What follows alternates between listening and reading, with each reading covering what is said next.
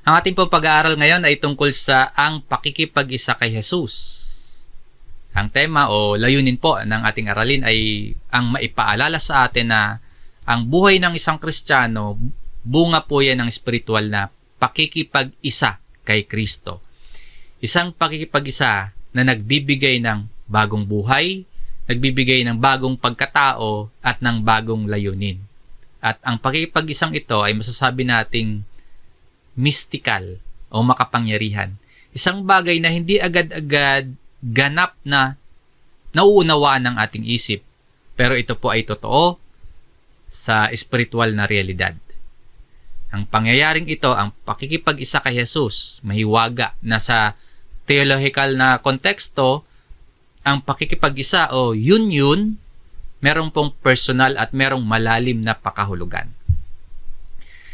Ang version pala ng Biblia na ating gagamitin sa ating pag-aaral ngayon sa Tagalog po ay ang Bagong ang Biblia at sa English ay New King James Version. So mga kapatid po, sa bawat isa sa inyo ngayon na tumanggap kay Jesus bilang Panginoon at bilang tagapagligtas, nais ko pong ipaalala sa inyo ang isang mahiwagang pangyayari na dapat nating nauunawaan na ikaw po ay nakipag-isa kay Jesus. Maihambing natin ito sa mga ikinasal na. Yung union, nung may pagkakaisa sa pagitan ng asawang lalaki at ng asawang babae, naging isa na sila. Yung dalawa na ikinasal, nagkaroon ng union. So mahiwaga, naging isa. Sabi po ni Apostle Paul dito sa Ephesians chapter 5 verse 31 hanggang 32. Dahil dito, iiwan ng lalaki ang kanyang ama at ina. Magsasama sila ng kanyang asawa at ang dalawa ay magiging isang laman. Ang hiwagang ito ay dakila. Subalit ako ay nagsasalita tungkol kay Kristo at sa iglesia. Kung paano po na yung dalawa ay nagiging isang laman, ganun din po ito sa pagitan ng mga mananampalataya at ni Jesus. Nagiging bahagi tayo ng katawan Isang great mystery. At ang pagkipag-isang ito ay totoo at bumabago ito ng buhay nating mga tao. Hindi ko pa po lubos na nauunawaan at hindi ko ganap na maipapaliwanag sa inyo kung paano ito gumagana o kaya how it works. Paano ba ito gumagana itong pakikipag-isa kay Jesus? Pero ang matututunan natin sa Biblia ay ikaw ay na kay Kristo at si Kristo sumasa iyo. Merong union. Yan yung mahiwagang ugnayan sa pagitan mo bilang mananampalataya at ni Jesus. Isang totoo, isang realidad na inihahayag sa atin ng Biblia. Iyan ang pakikipag-isa kay Jesus. Ibig sabihin, bilang isang Kristiyano, hindi ka lamang basta tagasunod, kundi sa krus po, ipinako kang kasama niya ni Jesus. Sa kamatayan ng Panginoon at muling pagkabuhay ay kasama ka niya. At ngayon, nabubuhay ka sa pamamagitan niya, sa pamamagitan ng ating Panginoong Hesukristo. Basahin po natin yung mga talata na naghahayag ng pakikipag-isa kay Jesus. Una, itong John chapter 15 verse 4. Kayo'y manatili sa akin at ako'y sa inyo. Gaya ng sanga na hindi magbubunga buhat sa kanyang sarili, malibang nakakabit sa puno. Gayon din naman kayo, malibang kayo'y manatili sa akin.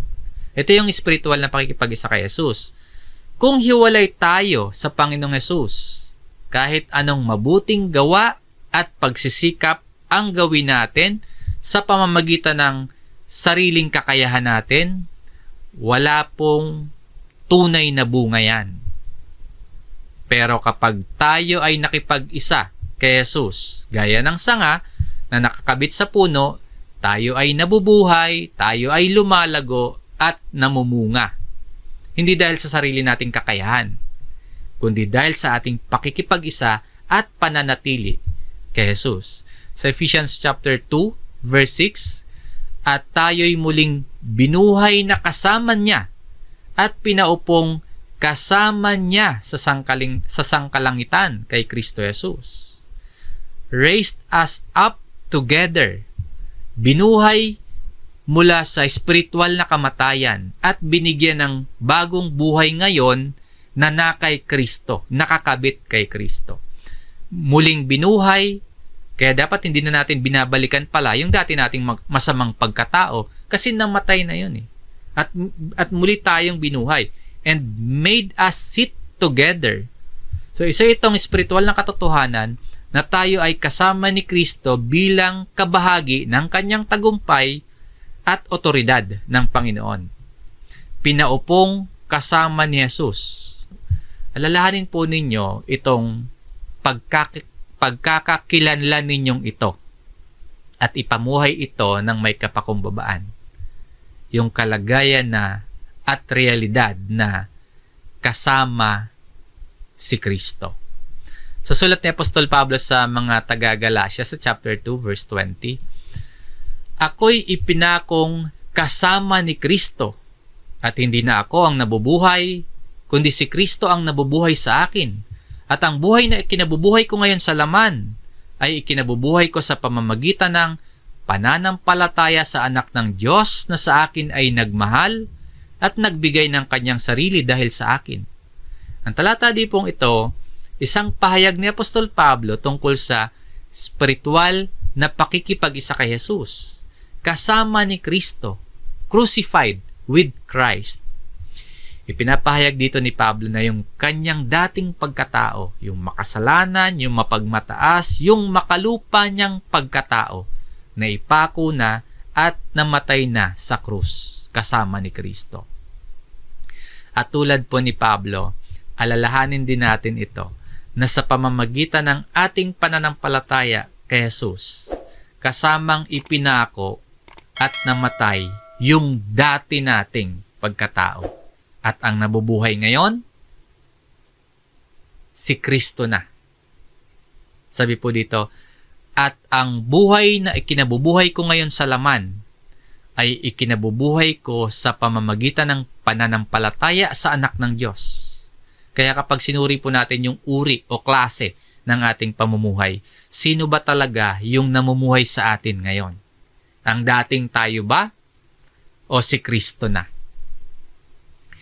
Dapat alam po natin sa ating sarili at pakikipag-ugnayan sa Diyos yung sagot. Tamang sagot na ipamuhay natin ang ating pananampalataya at alalahanin natin palagi walang iba kundi si Jesus. Si Jesus na anak ng Diyos na nagmahal sa atin, na ibinigay ang kanyang sarili hanggang sa kamatayan. At sa ikalawang Korinto, sa chapter 5 verse 17, kaya't kung ang sino man ay na kay Kristo, siya'y bagong nilalang. Ang mga lumang bagay ay lumipas na. Tingnan ninyo, ang lahat ay naging bago. Dito naman po, ipinapahayag ang isang pagbabago na dumarating sa isang tao na nakipag-isa kay Kristo. Hindi ito panlabas lang na pagbabago, no? Kundi sa labas at sa loob, isang bagong spiritual na pagbabago. If anyone is in Christ, sino man, anyone, walang pinipili. Hindi lang para sa ilan lang, kundi para ito sa lahat ng handang magsisi at sumampalataya kay Jesus. Ang isang tao na nakay Kristo, ang sino man na nakay Kristo, isang bagong nilalang o new creation. Ang puso, bago na. Ang layunin at pagkakakilanlan, lahat ay naging bago. Kaya kung tayo po ay nakay Kristo, dapat may nakikita talagang pagbabago sa atin. Bilang katunayan po yun na tayo ay talagang nakipag-isa kay Kristo.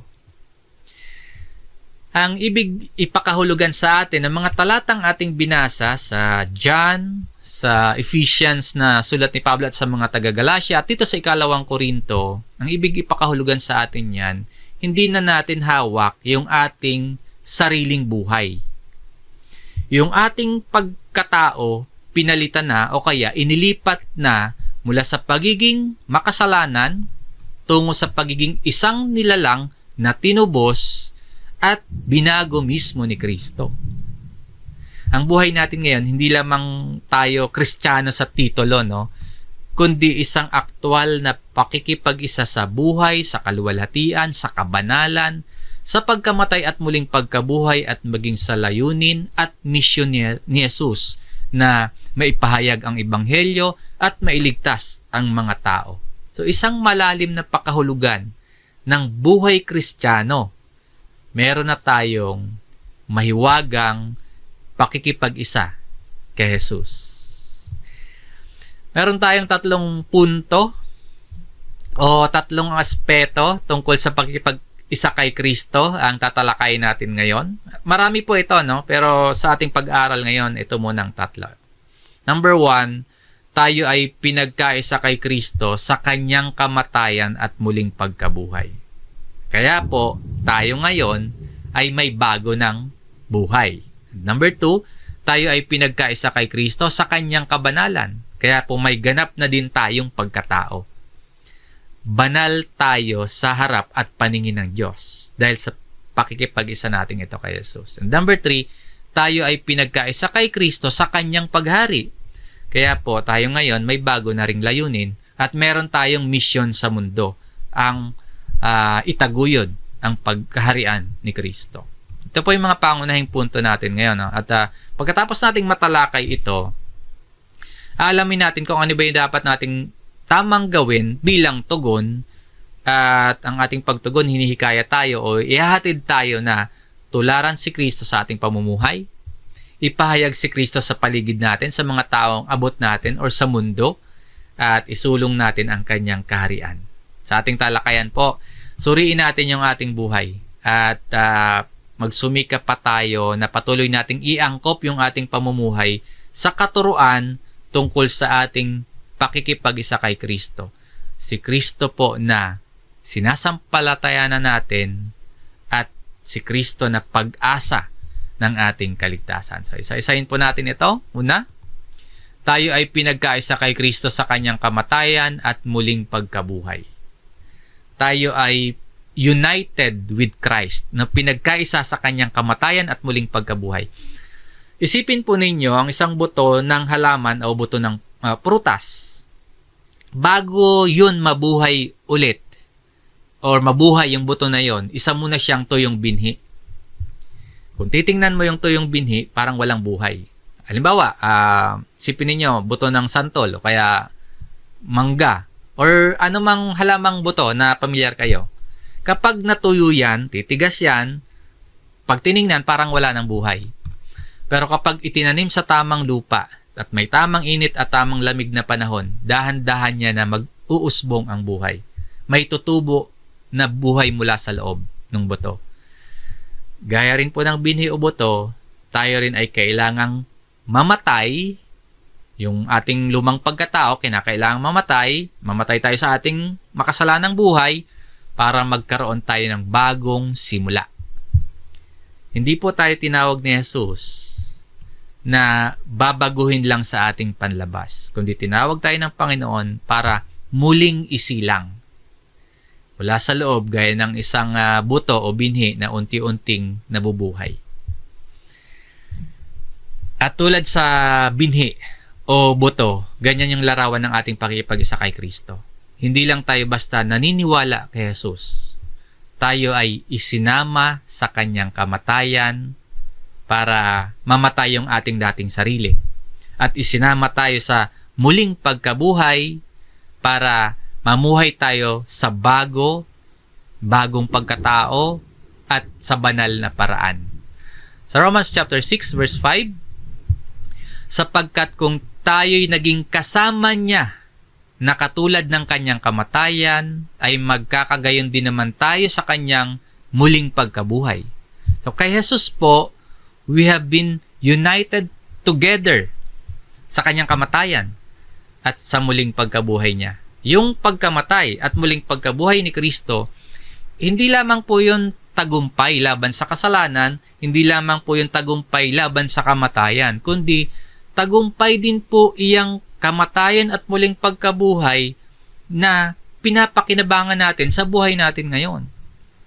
Sa pamamagitan ng ating pananampalataya, tayo ay naging kabahagi, naging kasama sa pagkamatay at pagkabuhay maguli ni Jesus. Ibig sabihin, yung dating tayo, yung pagkatao natin masama, yung dating tayo ay patay na sa kasalanan. At yung tayo ngayon, may panibagong buhay. Buhay na may kabanalan at buhay na may makadiyos na layunin. At ang kamatayan ni Kristo, hindi lamang din po yan para sa kapatawaran ng ating mga kasalanan, kundi tayo din po, yung pagkamatay na yun ni Jesus, yes, totoo, napatawad yung ating mga kasalanan, pero tayo din po ay namatay sa kapangyarihan ng kasalanan. Tuloy natin sa verse 6. Nalalaman natin ang ating dating pagkatao ay kasama niyang ipinako sa krus upang ang katawang makasalanan ay mawalan ng bisa at upang tayo'y hindi na magpaalipin pa sa kasalanan. Yung ating lumang pagkatao, yung makasalanang likas natin, ipinako ng kasama ni Kristo sa krus. Ibig sabihin, yung krus, hindi lang kamatayan yun ni Jesus, kundi kamatayan din ng ating dating makasalanang pagkatao. At sa muling pagkabuhay ni Kristo, yung sinasabi dito sa verse 5, ay magkakagayon din naman tayo sa kanyang muling pagkabuhay, yung resurrection ni Jesus. Hindi lang din yan patunay ng tagumpay niya. Yes, nagtagumpay siya. Pero yan din po ay simula ng bagong buhay natin sa Kanya. Ngayon, kung ikaw po ay na kay Kristo, kung tayo po ay na kay Kristo, nung namatay si Jesus sa krus, yung luma nating pagkatao kasamang namatay. Nung muling nabuhay ang Panginoon, tayo din ay kasamang muling nabuhay at nagkaroon tayo ng bagong identity. Nagkaroon tayo ng bagong pagkatao at bagong pagkakakilanlan. And ito pong muling pagkabuhay ni Jesus na kung paanong nagkaroon ang Panginoon ng maluwalhating katawan sa hinaharap, bibigyan din tayo ng maluwalhating katawan na hindi masisira. Maluwalhating katawan na walang pagdurusa, wala ng luha, wala ng paghinagpis, gaya ng nararanasan dito sa mundo, dito sa sanlibutan. Wala ng kamatayan. Namatay tayong kasama ni Jesus, tinubos at napatawad tayo sa ating mga kasalanan at nang muling nabuhay si Jesus, tayo din po sa espiritual na kalagayan ay muling nabuhay. Muling isinilang, may bagong pagkatao, may bagong pagkakakilanlan kay Kristo, nakakabit kay Kristo. At naghihintay tayo na magkaroon ng sa hinaharap ng resurrected body tulad ni Kristo. At kung tayo nga po ay na kay Kristo na, unawain nating mabuti yung katotohanan na sa ating pakikipag-isa kay Kristo, tayo po ngayon ay mga bagong nilalang na. Pangalawa, tayo ay pinagkaisa kay Kristo sa kanyang kabanalan.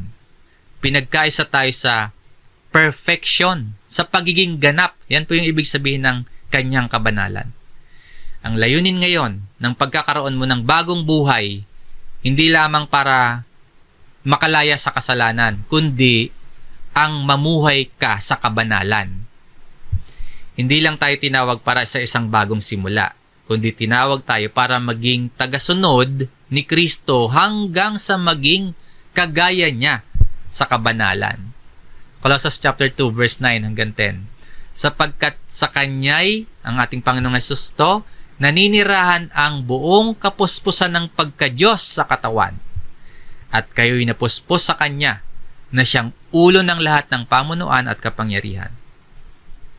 Ang kabanalan ni Kristo, ganap yon, lubos na kabanalan. Perfect. Bakit po? Sabi dito, sapagkat sa Kanya'y naninirahan ang buong kapuspusan ng pagka-Diyos. All the fullness of the Godhead. Ibig sabihin po, si Jesus talaga walang kasalanan, walang dungis, puspos ng lahat ng katangian ng Amang Diyos. Ganyan po ang kabanalan ni Jesus. Tapos ang sabi sa verse 10, at kayo'y napuspos sa Kanya, and you are complete in Him. Ang salitang napuspos sa Greek word po, plero. Ibig sabihin, puno o kompleto, walang kulang o ginawang ganap. Yun ibig sabihin ng napuspos. Kaya kung si Kristo po ay puspos ng pagka-Diyos at kayo ay napuspos kay Jesus, ipinapahayag nito na sa ating pakikipag-isa kay Kristo, tayo ay ginagawang ganap. Kumbaga, yung pagiging matuwid, yung kabanalan, yung perfection ni Kristo, ibinibilang sa atin. 2 Korinto chapter 5, verse 21. Para sa ating kapakanan, ginawa niyang may kasalanan siya na hindi nakakilala ng kasalanan, upang sa Kanya tayo'y maging katuwiran ng Diyos. Si Jesus na walang kasalanan, o sinasabi dito na hindi nakakilala ng kasalanan, itinuring na makasalanan. At tayo na talagang makasalanan, itinuturing ng Diyos na matuwid. Hindi ibig sabihin na perpekto na tayo ngayon. Ang ibig sabihin nito, tinatanggap natin ang katuwiran ni Kristo at pinapabanal tayo sa araw-araw. Ang bago nating pagkatao, pinabanal. Sabi po sa Ephesians chapter 4, verse 24, at kayo'y magbihis ng bagong pagkatao na nilalang ayon sa wangis ng Diyos sa katuwiran at kabanalan ng katotohanan. Na nilalang ayon sa wangis ng Diyos sa katuwiran at kabanalan ng katotohanan. Yung bagong pagkatao natin, dahil sa ating pakikipag-isa kay Jesus, hindi lang malinis, kundi tayo po ay nilikha sa anyo, sa wangis ng Diyos, sa anyo ng kanyang kabanalan. Ang paglilinaw po natin dito, hindi natin kayang maging banal kung sariling pagsisikap lang natin yung ating pagbabasehan. Pero dahil sa pinagkaisa tayo kay Kristo, tayo po ay tinatanggap ng Amang Diyos bilang banal sa kanyang paningin. Kaya inaanyayahan tayo na sa bagong kalagayan at identity natin na yon, mamuhay tayo ayon sa kabanalan na ibinigay sa atin dahil kay Kristo. Yung dati nating masamang pagkatao, unti-unting nawawala hanggang mawala na talaga yon. Yung dati nating masamang pag-uugali, makasarili, mapuutin, yung buhay natin na puno ng bisyo, nawawala na yon. Tinatalikuran na natin. Nagbibihis na tayo ng bago. Sa ating pakikipag-isa kay Kristo sa kabanalan, hindi lamang tayo pinatawad sa ating mga kasalanan, kundi ginawa tayong karapat-dapat, ginawa tayong ganap, ginawa tayong banal, at itinuring na matuwid. Biyaya po yun sa atin ng Diyos. Hindi dahil karapat-dapat tayo na ituring na banal, Pero dahil tayo ay na kay Kristo, at kung paanong banal si Kristo, puspos ng Diyos, ganon din naman yung tingin sa atin ng Diyos. Na dahil napuspos tayo kay Jesus, mamuhay tayo ayon sa kabanalan ni Jesus. Dahil yan na po yung ating bagong pagkatao, nakakabit kay Kristo.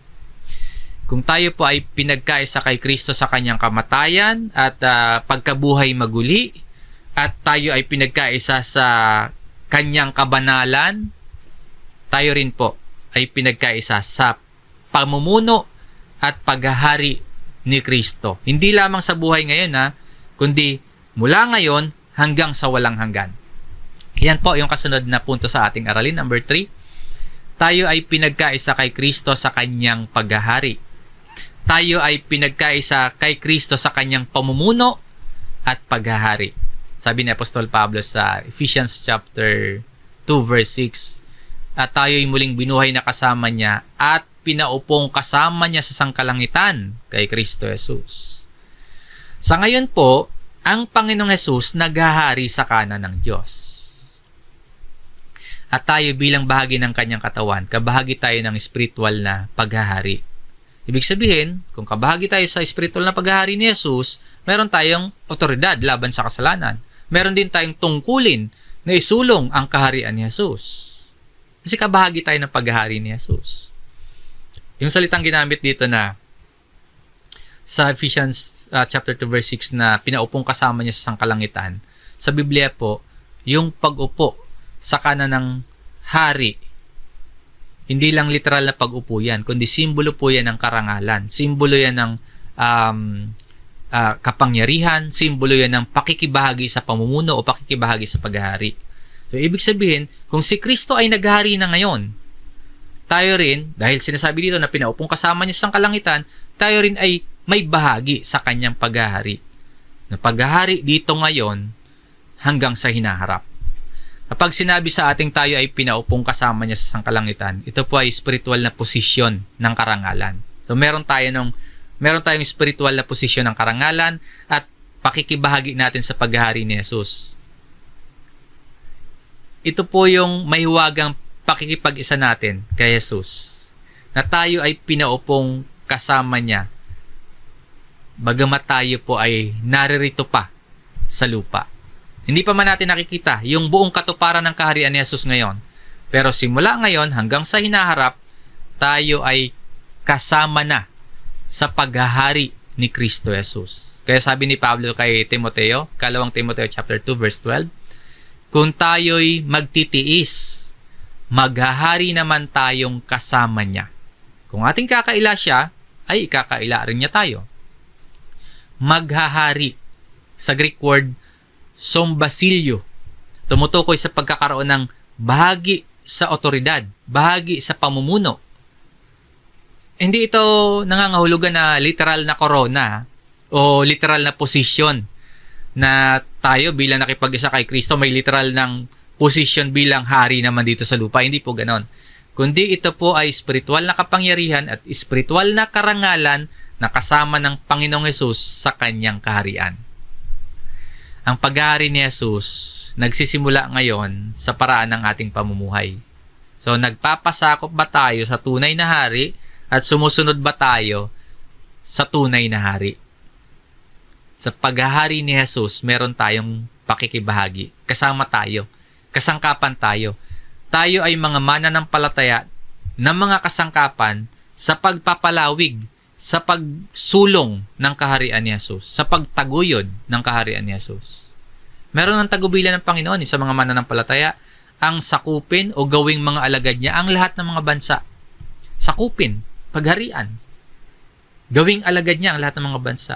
Yung paghahari na kasama ni Jesus, isang pangako sa atin na kasalukuyang nararanasan natin habang tayo po ay matapat sa ating hari at matiisin bilang tagasunod. Mula sa pakikibahagi natin sa paghahari ng Panginoon, tatahakin natin yung landas ng makabuluhang pamumuno. Tatahakin natin yung landas ng makabuluhang paglilingkod na isusulong natin ang kaharian ng Diyos. Ang pakikibahagi o yung pakikipag-isa natin sa paghahari ni Kristo o itong pinaupong kasama niya sa sangkalangitan, pagkilala natin na hindi na yung mundo, hindi na yung sanlibutan, hindi na yung kasalanan ang may control sa atin. Pagpapaalala din na tayo ay may otoridad galing sa Diyos para isabuhay at ipahayag ang kanyang layunin dito sa lupa. At pagtanggap na tayo po ay bahagi ng kanyang plano. Yan yung nakapaloob sa kaisipan na tayo ay pinaupong kasama niya sa sangkalangitan. Na tayo ay bahagi ng kanyang plano sa pagpapalaganap ng kanyang kaharian. Dadako po tayo sa aral at mensahe o mga praktikal na aplikasyon para sa ating mga tinalakay o aralin ngayon. Ang ating pakikipag-isa kay Kristo, isang mahiwaga at isang dakilang biyaya ng Diyos. Sabi dito, number 1, tayo ay pinagkaisa kay Kristo sa kanyang kamatayan at muling pagkabuhay. Ang aplikasyon nito sa atin, bilang may bagong buhay tayo ngayon, tularan natin si Jesus. Tularan natin ang Panginoong Jesus. Kung tayo ay kasamang namatay at kung tayo ay muling binuhay kasama ni Jesus, dapat din po tayong mamuhay sa bago nating pagkatao. Ano ngayon yung bagong pagkatao natin? Iwanan na natin yung luma. Iwanan na natin yung masama nating pagkatao. Sa ating bagong kalagayan ngayon, tularan natin ang Panginoong Jesus. Maging kagaya tayo ni Jesus. lumakad tayo gaya ng paglakad ng Panginoon. Ibig sabihin, mamuhay tayo kung paano namuhay si Jesus. Unang Juan chapter 2 verse 6, ang nagsasabing siya'y nananatili sa Kanya ay nararapat ding lumakad gaya ng Kanyang paglakad. Ang nagsasabing nananatili kay Kristo ay nararapat ding lumakad gaya ng paglakad ni Kristo. Sa Romans chapter 8 verse 29, sapagkat ang mga nakilala niya ng una pa ay itinalaga naman niya na maging katulad sa larawan ng kanyang anak upang siya ang maging panganay sa maraming magkakapatid. Ang layunin ng bagong buhay natin ngayon, ang layunin po kung bakit tayo Kristiyano ngayon, ang layunin kung bakit tayo nag-aaral at patuloy na nag-aaral ng Biblia, at ang layunin kung bakit tayo nagpapasakop at nagpapabago sa Diyos ay upang maging katulad tayo ng ating Panginoong Hesus. To be conformed to the image of His Son. Ang maging kalarawan tayo ng anak ng Diyos. Sa unang Juan chapter 3 verse 2, mga minamahal, ngayon ay mga anak tayo ng Diyos at hindi pa nahahayag kung magiging ano tayo.